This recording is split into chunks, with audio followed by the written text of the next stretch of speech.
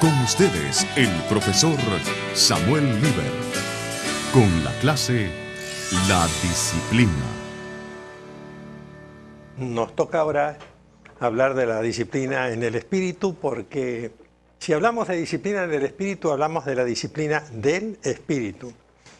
En realidad es la responsabilidad del Espíritu Santo recordarnos todas las cosas que dijo Jesús, hacernos presente cada una de sus enseñanzas y al mismo tiempo glorificar a Cristo. Y para eso tiene que introducirse en nuestra vida toda su influencia, todo su poder. Porque el Espíritu Santo es Dios y Dios quiere ser oído y obedecido por su pueblo. Eso no podemos cambiarlo, porque para una vida disciplinada, una vida obediente, es imprescindible el poder que el Espíritu Santo nos imparte. Si no, eso sería rutina. A veces hacemos las cosas por rutina, pero no respondiendo a la acción del Espíritu Santo, porque una iglesia con disciplina es una iglesia obediente a la voz de Dios, que no se limita a la simple conformidad externa, es decir, a la práctica visible de algunos mandamientos, porque eso sería legalismo, sino que obedece de corazón bajo el impulso del Espíritu Santo. Tiene un permanente diálogo con Dios en el poder del Espíritu. Una iglesia que no tiene esa clase de vida espiritual no puede pretender que sus miembros sean obedientes. Y eso depende de ustedes, de los líderes, de los pastores, de la gente que es responsable de la vida espiritual de la congregación. Para eso es importante, es indispensable que la iglesia que practica la disciplina en el espíritu crea firmemente en la suficiencia de las Escrituras para ministrar a sus miembros y particularmente a los miembros indisciplinados. San Pablo le dice a Timoteo en su segunda epístola, capítulo 3, los versículos 16 y 17, que toda la Escritura es inspirada por Dios y útil para enseñar, para redarguir, para corregir, para instruir en justicia, es decir, para disciplinar, a fin de que el hombre de Dios sea perfecto, enteramente preparado para toda buena obra. Porque el primer paso de este ministerio de la iglesia es hacer que el hermano caído reconozca su pecado. Pero esto no significa que debe confesar su falta delante de toda la congregación. Sí es necesario que lo haga delante de Dios y en la mayoría de los casos también delante de sus consejeros o de sus pastores. Porque si una función del Espíritu es convencer al mundo de pecado, en la Biblia también dice que no debemos contristar al Espíritu Santo con el cual fuimos sellados para el día de la redención. Porque es importante que nosotros nos ocupemos de mantener esa disciplina de la vida nueva en Cristo que provee el Espíritu Santo cuando toma el gobierno de nuestro ser.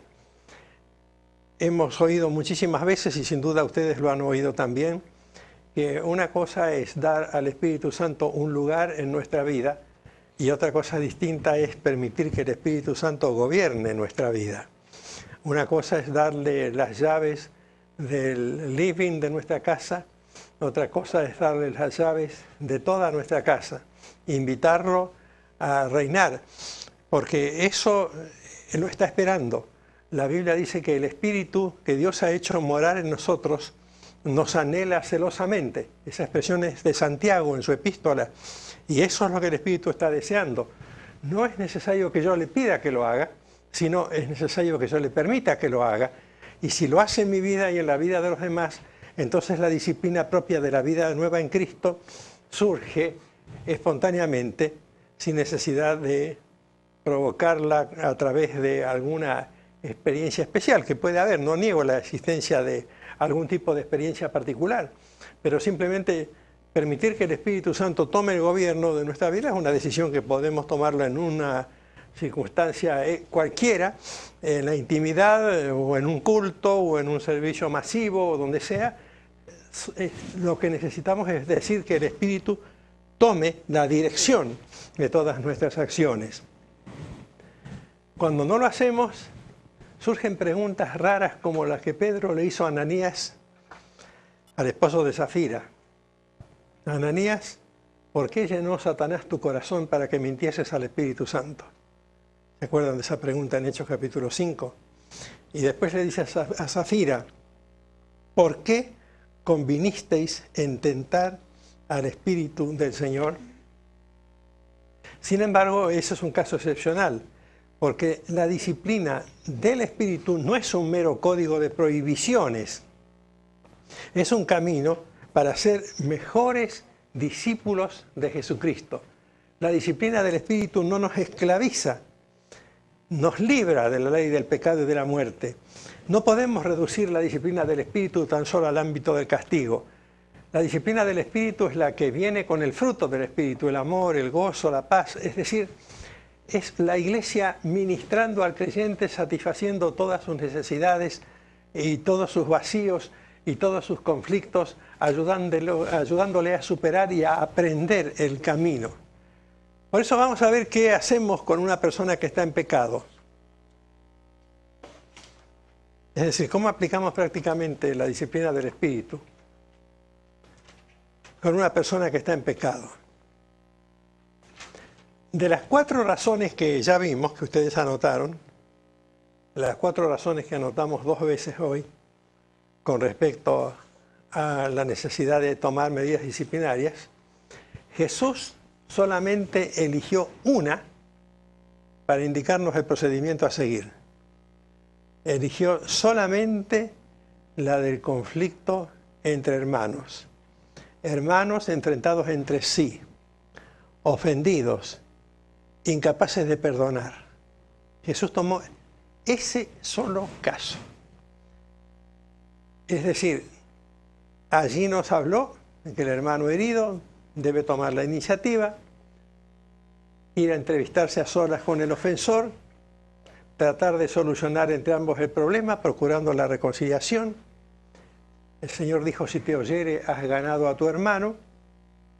Y si ese objetivo no se logra, el hermano ofendido tendrá que llevar 1 o 2 testigos imparciales y veraces, dispuestos esos testigos a colaborar con el propósito conciliador, que lo acompañen para hacer así otro intento. Esto lo hemos estado mencionando hace un rato. Y si el ofensor rechaza el segundo esfuerzo, el caso hay que plantearlo a la Iglesia para que la Iglesia haga una nueva forma de lograr que se obtenga una solución fraternal. Y entonces, si el ofensor no se somete a la mediación y al consejo de la Iglesia, entonces hay que considerarlo un inconverso, gentil, un inconverso. Pero en el resto de las Escrituras, en el Nuevo Testamento, no hay otras instrucciones de Jesús en cuanto a la manera de disciplinar a una persona que está en pecado. No dice nada más en cuanto a palabras de Jesús mismo. Entonces se supone sabiamente que si el Señor no dio otras instrucciones, el único camino que Él señaló es el que debe seguirse en cualquier otro caso, cuando hay que disciplinar a una persona que está en pecado. ¿Qué hay que hacer? Una persona que está en pecado, imaginen cualquier pecado. La primera cosa, una conversación con él a solas para ver si reconoce ese pecado. A mí me ha tocado hablar a veces con personas que estaban en graves pecados. En una oportunidad muy triste tuve que hablar con un miembro de una iglesia donde yo era pastor y señalarle un pecado muy grave que él había cometido.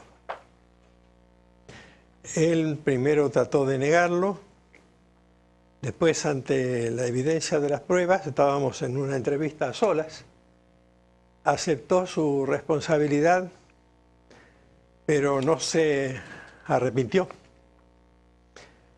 No decidió intentar un cambio en su vida, y entonces se fue y optó por el suicidio.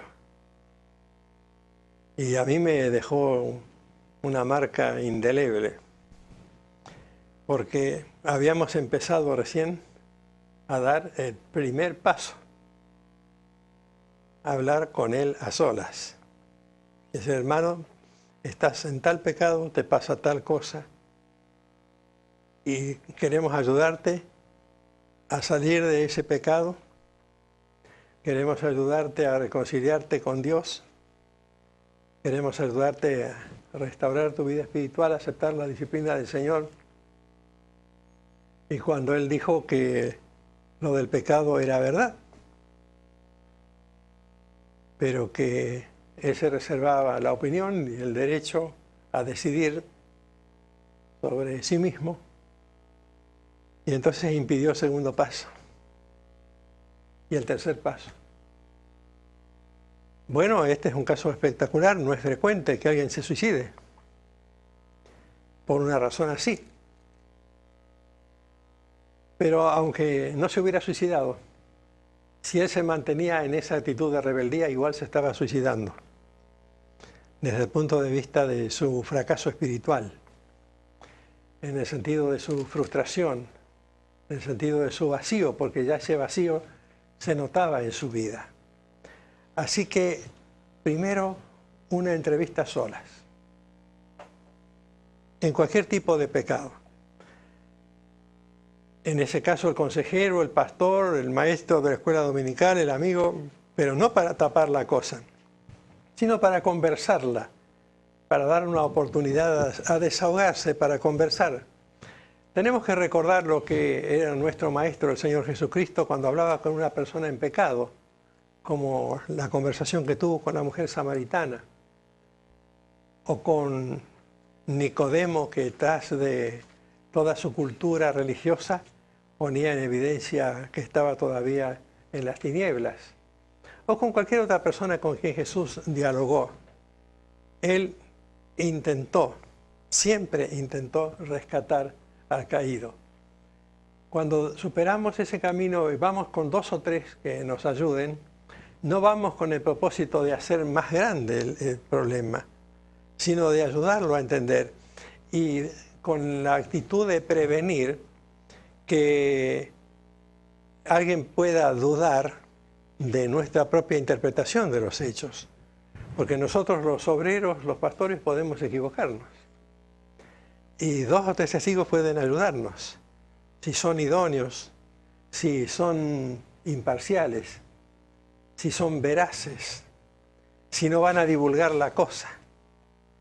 Porque a veces llamamos a testigos que corremos el riesgo de que no solamente sean testigos, sino que sean locutores que difundan por todas partes la información. Y en ese caso hay que tener mucha prudencia. Pero cuando podemos seleccionar a un hermano o 2 hermanos maduros en la fe que nos puedan acompañar en esta entrevista y ayudar al hermano caído a entender la naturaleza de su falta, esto es el camino que Jesús enseñó. Y luego entonces, si el ofensor, el pecador, el que ha caído, no acepta esa intervención o se vuelve rebelde, se lleva el asunto a la iglesia para que, como dijimos antes con respecto al pecado de la falta de reconciliación, para que la iglesia haga el nuevo intento de solucionar el problema. Claro, en las iglesias a veces no tienen la madurez suficiente si no son enseñadas. Porque ¿qué pasaría en cualquier iglesia hoy si llevamos a una persona para pedirle que escuche el consejo, la expresión de amor de los hermanos con respecto a un pecado grave que ha cometido? ¿Creemos que las iglesias están maduras para eso? Que 200, 300, 500 personas o 100 personas juntas pueden tratar de ministrar al hermano caído para ayudarlo a restaurarse o reponerse espiritualmente? A veces tenemos que ser un poco escépticos. Es simplemente porque no lo estamos enseñando. Si lo estuviéramos enseñando, tal vez se conseguiría. Porque aquel hombre pecador que es mencionado en la primera carta de Pablo a los Corintios en el capítulo 5, que vivía con la mujer de su padre, y a quien dice Pablo, quitada ese perverso de entre vosotros, se arrepintió, según la segunda epístola a los Corintios. Y la misma iglesia se arrepintió de su actitud también de tolerar a ese hermano. Y entonces en la iglesia hubo dos restauraciones. Una, la del pecador que había caído, y otra de la misma iglesia que había consentido el pecado. Pero eso requería una mediación apostólica, un esfuerzo didáctico de parte del apóstol Pablo, que debe ser imitado hoy por los pastores, líderes, obreros y maestros de la escuela dominical, para que las iglesias aprendan el camino de la compasión. Compadecer al caído es muy importante. Es muy importante recordar la actitud de Jesús en Juan capítulo 8 que mencionábamos momentos atrás, cuando le traen la mujer adúltera, cuando Jesús dice, el que vosotros sea sin pecado, arroje la piedra el primero. Ustedes pueden darse cuenta que había una persona que sí tenía derecho de arrojar la piedra. Era Jesús mismo, porque era el único que estaba sin pecado y podía arrojar la piedra. Y en lugar de arrojar la piedra, Él ofreció su propia vida, porque la salvación de aquella mujer dependía de que Jesús sacrificase su vida y derramara su sangre. Y este camino marcado en el Nuevo Testamento debe ser enfatizado en nuestra relación con la gente en las iglesias. Las congregaciones deben aprender ese privilegio de restaurar al caído y de ayudarle a tener una solución mostrándole el cariño, el amor, el afecto que es indispensable. Salvo que no lo acepte, como puede ocurrir, como en algunos casos que conocemos, es muy probable que una iglesia bien enseñada sepa restaurar a los caídos en su congregación. Ahora, ¿qué pasa cuando el ofensor se niega a someterse al procedimiento recomendado por Jesús? Se niega a seguir los pasos indicados por el Señor. Y a veces se torna tan rebelde que, como ha ocurrido aquí en los Estados Unidos, yo tengo anotado el caso aquí, no quisiera mencionar el nombre, pero en la Iglesia de Cristo en Collinsville, en Oklahoma, un jurado condenó a la iglesia a pagar una indemnización de $250,000 por daños y perjuicios sufridos a causa de la disciplina aplicada por la congregación a una hermana. Tengo entendido que la disciplina tenía razón justa, porque había sido aplicada a raíz de la rebeldía de esa hermana a aceptar la medida de aconsejamiento y de restauración que la iglesia le sugería. Y entonces la iglesia la disciplinó, tal vez no lo manejó con la suficiente privacidad, tal vez hubo hermanos que dejaron trascender el problema y entonces los tribunales condenaron a la iglesia a pagar esa indemnización. Y en la Argentina conocemos un caso parecido de un pastor que fue sancionado por la iglesia debido a su mal testimonio, y entonces esto ocurrió hace aproximadamente 20 años, y entonces el pastor inició un juicio contra la iglesia y logró también una indemnización de millares de dólares porque se sintió ofendido porque la disciplina había adquirido estado público. Entonces uno se pregunta, ¿qué hacemos? Porque esto puede llegar a ser cada vez más frecuente. Estábamos en Australia hace poco tiempo y allí supimos que está por implementarse una ley que impide que en las iglesias se discrimine a los homosexuales. Es decir, que si un homosexual pide el ingreso a una iglesia, según la ley deberá ser aceptado porque si no se incurrirá en el delito de discriminación. Y cuando empieza este tipo de legislaciones, nos encontramos con una etapa futura de conflictos que por ahora no habíamos previsto. Es decir, hasta qué punto la disciplina a una persona que está en pecado debe aplicarse a pesar de los nuevos conceptos de la gente o de las nuevas legislaciones en vías de aprobarse.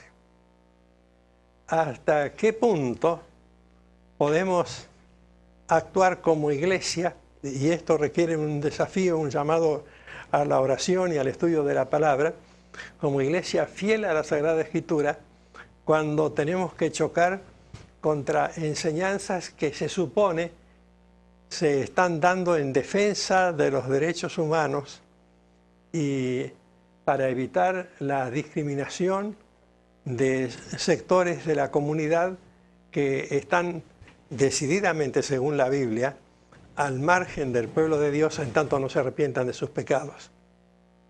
Lo que para la legislación de determinados países es una actitud de discriminación, para nosotros es de lealtad a la palabra de Dios. Y entonces, este problema nos va a afectar a todos los que estamos en el liderazgo. Tarde o temprano tendremos que tomar decisiones que implicarán el asumir responsabilidades para las cuales en este momento no estamos suficientemente capacitados o no están suficientemente capacitados la mayoría de los miembros de nuestras congregaciones. Por eso, en todos los procesos de disciplina, para seguir la dirección del Espíritu Santo, es necesaria la oración. Porque no solo está el problema de las víctimas supuestas de la discriminación o de la segregación, está también el problema de las familias que se sienten afectadas y que repentinamente surgen con denuncias en contra de las iglesias. Ya se ha producido en la República Argentina y en otros países de América Latina publicaciones del periodismo, por ahora no a nivel legal, sino periodismos que han denunciado actitudes de discriminación, de segregación, de injusticia o de calumnias e injurias cuando la Iglesia toma una sanción disciplinaria.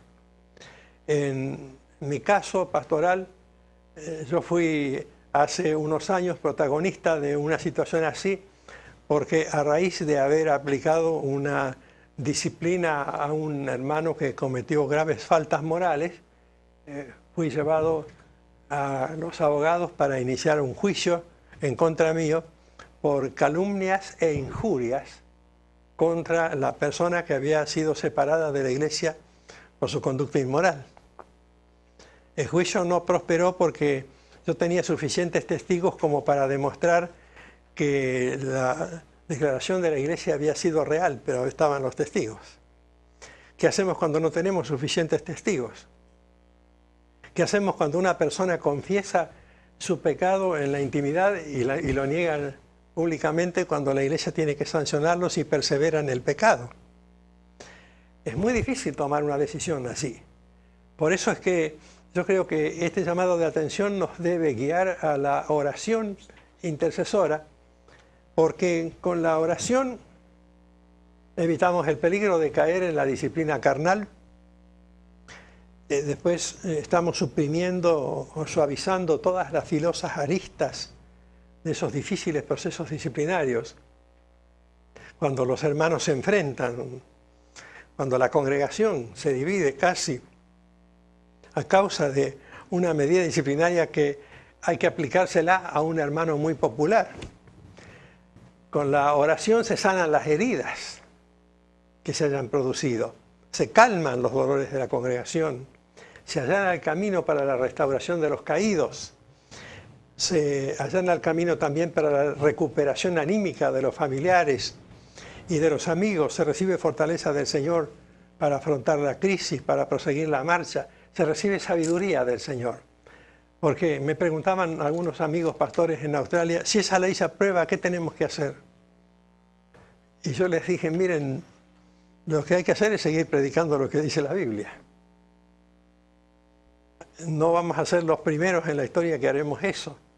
Lo haremos también como lo hicieron nuestros antepasados siglos atrás, cuando tuvieron que predicar la palabra de Dios a cualquier precio, dispuestos a soportar cualquier tipo de problemas o inconvenientes.